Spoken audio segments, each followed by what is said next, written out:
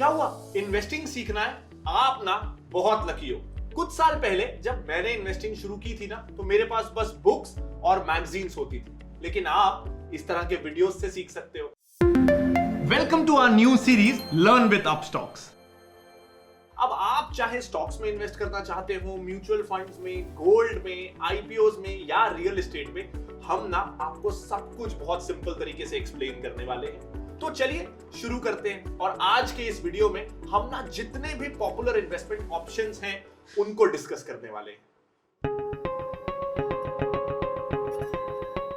किसी ने सच ही कहा है, wealth is not built by saving, it is built by compounding. अक्सर हम लोग सोचते हैं कि काश अपने सेविंग्स अकाउंट में या कैश के रूप में कुछ बचत कर लेते हैं जो बुरे वक्त में या रिटायरमेंट में काम आएगी, लेकिन हम लोग ये अक्सर भूल जाते हैं कि पैसों को कैश के फॉर्म में सेव करने से ना उनकी वैल्यू कम हो जाती है।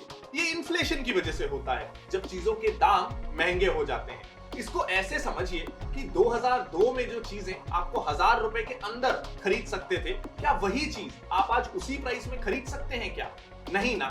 इसलिए हमको पैसों को इन्वेस्ट करने की जरूरत है ताकि हम रिटायरमेंट के लिए रेडी हो सके और अपने फ्यूचर गोल्स को पूरा कर सके। अगर आपको यह ऑप्शन दिया जाए कि या तो आप अभी के अभी 10 लाख ले लो या फिर एक पैसा ले लो जो हर दिन डबल होगा टिल 31 डेज, अब बताइए आप कौन सा चूज करेंगे? हमने ना बचपन में दो टाइप के इंटरेस्ट कैलकुलेशन पढ़े थे। एक था सिंपल इंटरेस्ट और एक कंपाउंड इंटरेस्ट। सिंपल इंटरेस्ट समझने में भी और फॉर्मूला नोट करने में भी काफी इजी होता था, और वहीं कंपाउंड इंटरेस्ट काफी डिफिकल्ट। पर हमेशा से जो चीजें डिफिकल्ट लगती हैं वही चीजें एंड में अच्छा रिजल्ट देती हैं। कैसे? तो आइए समझते हैं एक इंपॉर्टेंट कंसेप्ट को जो मैजिक की तरह काम करता है, पावर ऑफ कंपाउंडिंग। तो अगर आपने 10 लाख रुपए लम सम चूज किया होता तो आपका ना 90 लाख का लॉस हो गया होता, और अगर आप एक पैसे को जो कि हर दिन डबल होगा टिल 31 डेज के ऑप्शन को चूज करते तो आप करोड़पति बन जाते। जी हाँ, सही सुना आपने। चलिए समझते हैं ये कैसे होता है। तो जैसा कि आप इस टेबल से देख सकते हैं कि डे 1 पे एक पैसा है और वो हर दिन डबल हो रहा है, तो डे 5 तक आपके पास 16 पैसा हो गया है। डे 10 पे ये अमाउंट बढ़ के 5 रुपए हो गया। डे 15 पे ये 160 रुपीज हो गया। डे 20 पे ये 5000 रुपीज से ज्यादा हो गया। डे 25 पे अब आपके पास 1.5 लाख रुपए से ज्यादा है, और फाइनली 31st डे पे मैजिकली आपके पास अब 1 करोड़ रुपए हैं। शॉकिंग ना? जब पहली बार मैंने ये देखा था ना, मुझे बहुत शॉक लगा था। हमारी ना साइकोलॉजी ही ऐसी रहती है कि हम 10 लाख रुपए सुन के ये सोचते हैं कि ये एक बड़ा अमाउंट है और इसके बदले आपको सिर्फ एक पैसा दिया जा रहा था सेम डे पे। बट हमने ये ध्यान नहीं दिया कि एक पैसा हर दिन डबल होगा तो कितना अमाउंट एंड तक इकट्ठा हो जाएगा। तो यही होता है power of compounding. Simple language में बात की जाए तो जो भी आपका प्रिंसिपल अमाउंट होता है उस पे तो इंटरेस्ट मिलता ही है, वो इंटरेस्ट कहीं नहीं जाने वाला। बट कंपाउंडिंग में ना आपको इंटरेस्ट पे भी इंटरेस्ट मिलता है। तो पावर ऑफ कंपाउंडिंग हमें रिजल्ट तो अच्छा देता है, बट उसके बदले वो आपसे कुछ मांगता भी है। पता है वो आपसे क्या मांगता है? वो आपसे मांगता है पेशेंस। यानी कि ये स्ट्रैटेजी तभी वर्क करेगी जब आप लॉन्ग टर्म के लिए इन्वेस्टेड रहेंगे। जैसे कि आप ये टेबल से देखेंगे तो फर्स्ट 10 डेज में अमाउंट सिर्फ 5 रुपए तक पहुंचा था, लेकिन 20th डे वो अमाउंट 5000 हो गया। 25th डे में वो 1 लाख हुआ, लेकिन आखिरी 6 दिनों में वो 1.5 लाख से सीधा 1 करोड़ हो गया। तो सपोज आपने स्टार्टिंग डेज में ही सोच लिया कि ये तो सिर्फ अभी तक 100 रुपए ही हुआ है, या फिर ये सोच लिया कि 25 डेज हो गए फिर भी ये अभी सिर्फ 1.5 लाख ही हुआ है, और आपने वहीं उसी दिन 25th डे पे विड्रॉ कर लिया होता, तो आपको 1.5 लाख मिलते जो अगले 6 दिनों में 1 करोड़ होने वाले थे। जब हम कोई प्रॉपर्टी या गोल्ड देखते हैं कि उसकी वैल्यू आज के डेट में कितनी बढ़ गई है, हमारे दिमाग में ना ये जरूर आता है कि काश इतने साल पहले उस प्रॉपर्टी या गोल्ड को खरीद लिया होता या इन्वेस्ट कर दिया होता तो कितनी वैल्यू बढ़ गई होती। और फिर हम रिग्रेट करते हैं कि क्यों हमने जल्दी शुरुआत नहीं की। हम अपना पैसा पैसा फिक्स डिपॉजिट में पार्क कर देते हैं और सोचते हैं कि हम काफी पैसा कमा रहे हैं, लेकिन ऐसा सच में होता नहीं है। एफडी में तभी इन्वेस्ट कीजिए जब आप कोई रिस्क नहीं लेना चाहते हो, लेकिन फिर आप ये उम्मीद मत कीजिएगा कि ये आपको रिटायरमेंट रेडी बना देगा, क्योंकि बैंक आपको ना आजकल 5-6% का रिटर्न देता है एफडी पे। अब उतना तो इन्फ्लेशन हो जाता है। तो इससे ना एक चीज तो समझ में आ जाती है कि एफडी आपको लंबे समय में कोई खास रिटर्न देने वाला नहीं है। दूसरा, अगर आप अपनी एफडी को मैच्योर होने से पहले रिडीम कर लेते हैं ना, तो पेनल्टी के रूप में आपका जो भी कमाया हुआ इंटरेस्ट होता है वो भी चले जाता है। यानी अगर मेरी 12,000 रुपए की एफडी अगले 5 साल में मैच्योर होने पर मुझे 16,000 रुपए देने वाली थी, और अगर मैंने उसे 3 साल में ही रिडीम कर लिया तो मुझे मेरे 12,000 रुपए ही वापस मिलेंगे, ना कि उस पे कमाया हुआ कोई इंटरेस्ट। तो अब आइए देखते हैं अगले एसेट क्लास गोल्ड की तरफ और जानते हैं कि वो कैसे बाकी एसेट क्लासेस से थोड़ा सा अलग है। तो क्या आपको पता है कि दुनिया का ना 11 से 12% गोल्ड इंडियन विमेन के पास है, लेकिन क्या ये सही इन्वेस्टमेंट ऑप्शन है? क्या सच में हमें इसे इन्वेस्टमेंट जैसे सोचना चाहिए? तो क्या गोल्ड ज्वेलरी खरीदना एकमात्र ऑप्शन है गोल्ड में इन्वेस्ट करने का? आइए जानते हैं। गोल्ड पहनते टाइम आपको कितनी चीजों का ध्यान रखना पड़ता है। उसके गिर जाने का, चोरी हो जाने का डर ना हमेशा बना रहता है। दूसरा, आपको उस पर मेकिंग चार्जेस यहां तक कि 3% जीएसटी भी देना पड़ जाता है, जिससे गोल्ड खरीदते टाइम ना काफी महंगा हो जाता है। तीसरा, आप इसको छोटी क्वांटिटी में नहीं खरीद सकते, यानी कि आप इसको 100 रुपए या 200 रुपए में नहीं खरीद सकते। और सबसे बड़ा लॉस ये रहता है कि इस पे आपको कोई रेगुलर इनकम मिलती ही नहीं, यानी आपको सालाना या महीने में कोई इंटरेस्ट पेमेंट नहीं मिलती। इन्हीं कमियों को दूर करने के लिए ना डिजिटल गोल्ड आया। ऐसे समझिए कि जैसे आप 1 ग्राम का गोल्ड कॉइन खरीद रहे होते हैं, तब आपको 5,000 रुपए देने पड़ जाते हैं। लेकिन डिजिटल गोल्ड में अगर 5 और निवेशक हैं जो गोल्ड कॉइन चाहते हैं, तब उसकी वैल्यू ना 5 लोगों में बढ़ती चली जाती है। यानी अब वही गोल्ड कॉइन 5 लोग मिलकर अफोर्ड कर सकते हैं। तो डिजिटल गोल्ड में सेफ्टी का कोई खतरा नहीं रहता, क्योंकि जिस कंपनी से आपने डिजिटल गोल्ड खरीदा होता है वो आपको 100 रुपए या 200 रुपए में भी गोल्ड खरीदने का अवसर प्रदान करती है। सेफ्टी और सिक्योरिटी का सरदर्द भी ना उस कंपनी का होता है और वो उनकी जिम्मेदारी होती है। और इस पर ना कोई मेकिंग चार्जेस भी नहीं देना पड़ता, क्योंकि ये डिजिटली हेल्ड कॉइन्स होते हैं। लेकिन इसमें भी आपको 3% जीएसटी देना पड़ जाता है, यानी सब कुछ अच्छा है ऐसा नहीं हो पाता। और इस पे भी आपको कोई रेगुलर इनकम भी नहीं मिल पाती। इन्हीं कमियों को दूर करने के लिए आ गया एक और ऑप्शन गोल्ड खरीदने का, जो है सॉवरिन गोल्ड बॉन्ड। तो सॉवरिन गोल्ड बॉन्ड ना आपको 2.5% का एनुअल इंटरेस्ट पेमेंट देता है, और अच्छी बात यह है इस पे कोई आपको जीएसटी भी नहीं देना पड़ता। सेम गोल्ड की तरह इस पर भी आपको वही वाला कैपिटल एप्रिसिएशन होता है, और सबसे अच्छी बात है कि आप इसे शेयर की तरह ट्रेड कर सकते हैं। अब हम चलते हैं अगले एसेट क्लास की तरफ। जब भी किसी कंपनी को पैसों की जरूरत होती है तो वो 2 तरीकों से फंडिंग करवाते हैं। पहला होता है इक्विटी फाइनेंसिंग, जिसमें कंपनी के ओनर्स अपने शेयर्स को मार्केट में सेल ऑफ करते हैं। मतलब अगर ओनर के पास 100% स्टेक है कंपनी का और वो चाहता है कि उसमें से वो 10% शेयर्स को मार्केट में नॉर्मल पब्लिक के लिए लिक्विडेट करना चाहता है, तो फिर जब पब्लिक उस शेयर को खरीदने के लिए जाएगी आईपीओ में, तो उसके लिए वो पैसे देगी और ये पैसे आ जाते हैं कंपनी के पास। अब अगर कंपनी नहीं चाहती कि वो अपने स्टेक्स को बेचे, ओनर अगर अपने शेयर्स नहीं बेचना चाहता, तो अब एक दूसरा तरीका होता है। वो तरीका होता है डेट फाइनेंसिंग का। इसमें कंपनी चाहे तो बैंक से लोन ले सकती है या फिर बॉन्ड या डिबेंचर इशू कर सकती है। तो जब नॉर्मल पब्लिक इन बॉन्ड्स या डिबेंचर्स में इन्वेस्ट करती है तो कंपनी को पैसे मिलते हैं। बट जनरली ना लोगों को ये बहुत बड़ा मिसकंसेप्शन होता है कि बॉन्ड्स एंड डिबेंचर्स तो सिमिलर ही होते हैं। तो चलिए आज हम यही समझेंगे कि आखिर बॉन्ड्स और डिबेंचर्स में क्या सिमिलैरिटीज है और मोर इंपॉर्टेंटली क्या डिफरेंस है। तो दोनों ही चीजें, बॉन्ड्स एंड डिबेंचर्स में ये सिमिलैरिटी तो होती है कि ये दोनों ही एक तरीके का लोन है किसी भी कंपनी के लिए, और दोनों पे ही फिक्स्ड इंटरेस्ट रेट होता है, और ये लोन एकदम फिक्स्ड टाइम पीरियड के लिए होता है। तो तो अब ना ज्यादा इंपॉर्टेंट चीज की बात करते हैं। अब बात करते हैं दोनों के बीच के डिफरेंसेस की।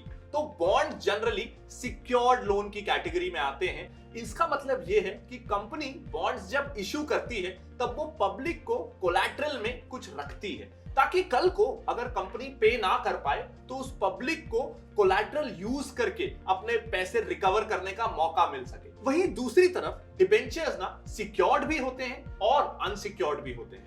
अनसिक्योर्ड डिबेंचर्स में हम पर्सनल लोन का एग्जांपल ले सकते हैं, जिसपे हमें कोई कोलैटरल तो नहीं रखना होता, बट उसमें इंटरेस्ट रेट काफी हाई होता है।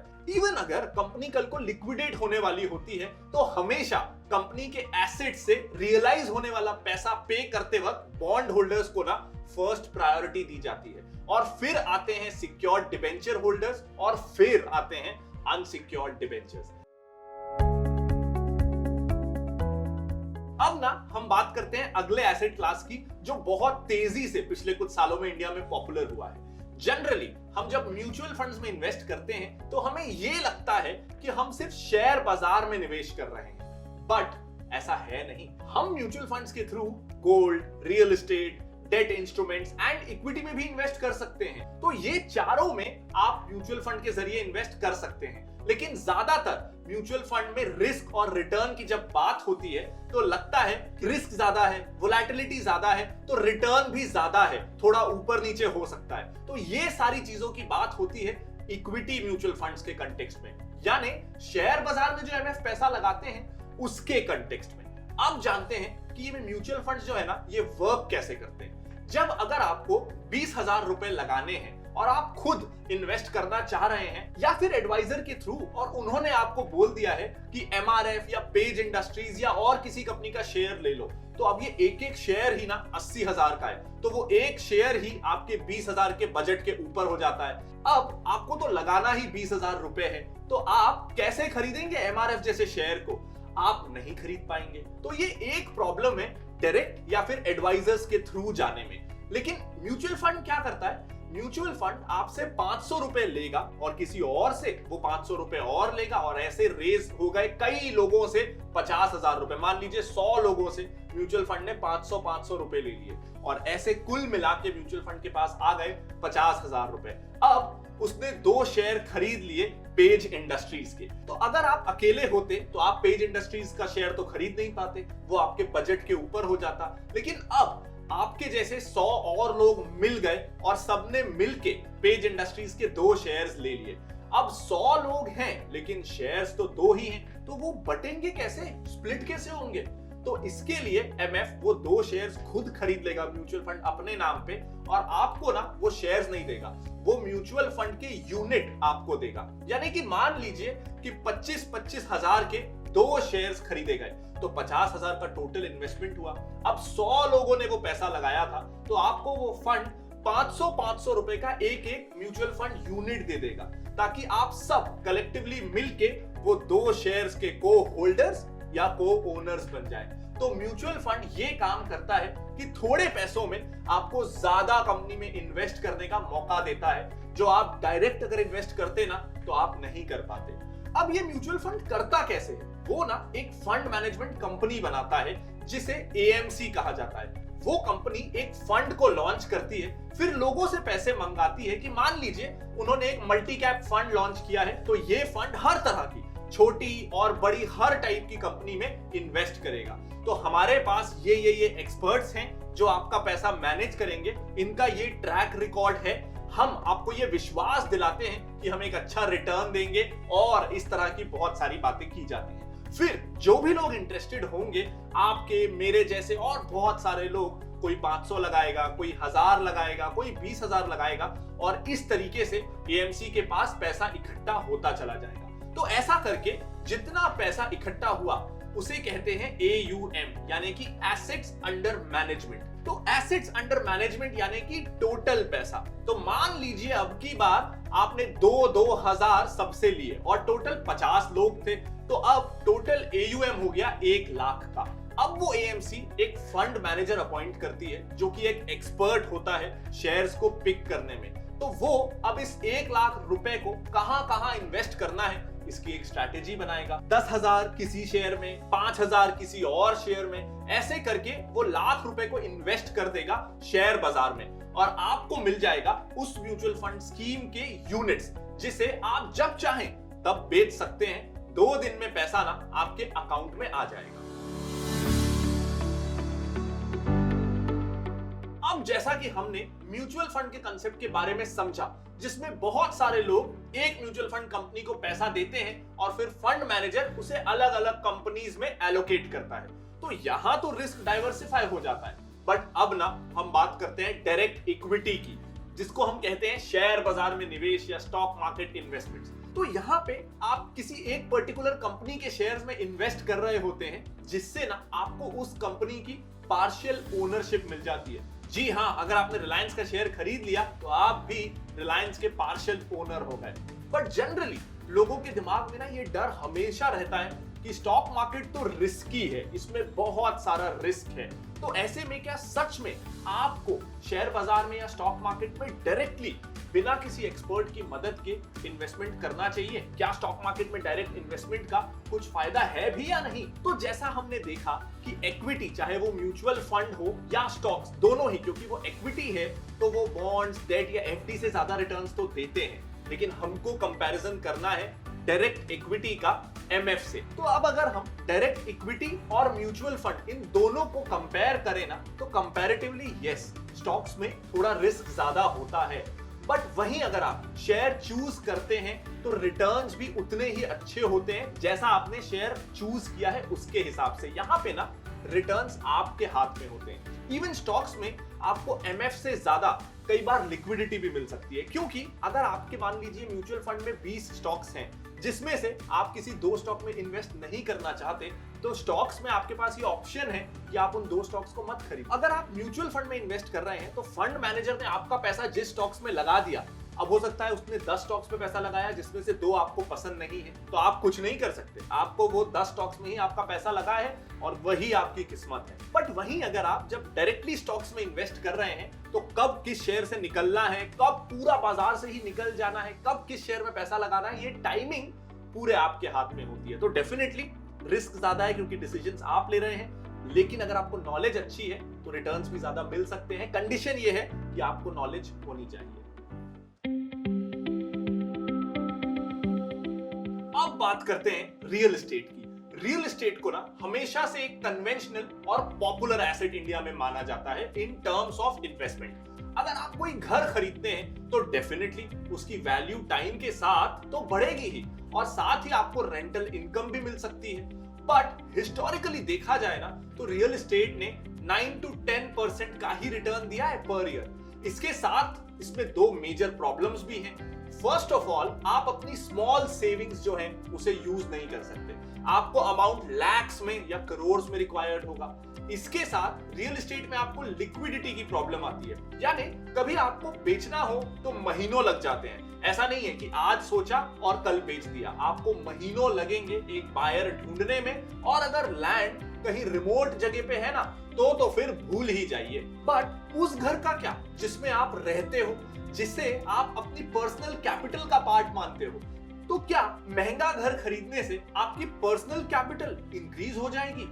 घर को कुछ लोग एसेट मानते हैं, वहीं कुछ लोग लायबिलिटी, क्योंकि अगर आप खुद के घर में रह रहे हो तो डेफिनेटली आप रेंट सेव कर रहे हो, जिससे कैश आउटफ्लो नहीं हो रहा है, और इवन आप घर से रेंटल इनकम जनरेट कर सकते हो या घर को मॉर्गेज रख के लोन ले सकते हैं। बट वहीं घर लायबिलिटी भी हो सकती है, क्योंकि कैश आउटफ्लो हो रहा हो अगर in terms of maintenance, repair charges, taxes, insurance, interest, loan, सांस चली गई, इतने सारे एक्सपेंसेस होते हैं घर लेने पे। इंडिया में ना लेकिन हमेशा से लैंड और हाउसिंग फैसिलिटी की स्कैर्सिटी रही है, क्योंकि पॉपुलेशन हमेशा बढ़ती रही, पॉपुलेशन काफी ज्यादा है, तो इसलिए उसकी वैल्यू रियल एस्टेट की इंक्रीज होगी विद टाइम।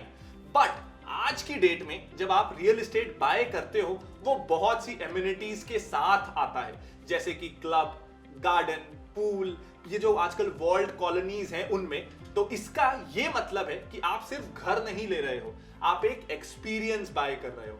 अब आपका घर लैंड बिल्डिंग से काफी अलग हो जाता है, क्योंकि आप तो ये एक्सपीरियंस बाय कर रहे हो। तो ये जो एक्सपीरियंस आप बाय कर रहे हो अपने रियल एस्टेट इन्वेस्टमेंट के साथ, वो इन्वेस्टमेंट नहीं है, वो एक्सपेंडिचर है। तो जितना ज्यादा आप एमिनिटीज ऐड करते जाओगे उतना एक्सपेंसिव आपका घर होगा और इनडायरेक्टली आपका मंथली एक्सपेंस ना बढ़ता चला जाएगा। तो ऐसे केस में आप जो घर में रह रहे हो वो एक ट्रू एसेट है, ऐसा हम नहीं कह सकते, वो इन्वेस्टमेंट नहीं है। तो आई होप कि ये बेसिक्स ऑफ इन्वेस्टिंग वाली वीडियो आपको पसंद आई होगी। अगर हाँ तो इस वीडियो को लाइक जरूर कर दीजिएगा और अपने दोस्तों के साथ शेयर करना बिल्कुल मत भूलिएगा। कोई अगर डाउट है तो आप कमेंट करके उसे पूछ भी सकते हैं। साथ ही आप इस चैनल को सब्सक्राइब कर लीजिएगा ताकि अपस्टॉक्स की तरफ से इस तरह की और नॉलेजेबल वीडियोस का नोटिफिकेशन आपको मिलता रहे। Thank you.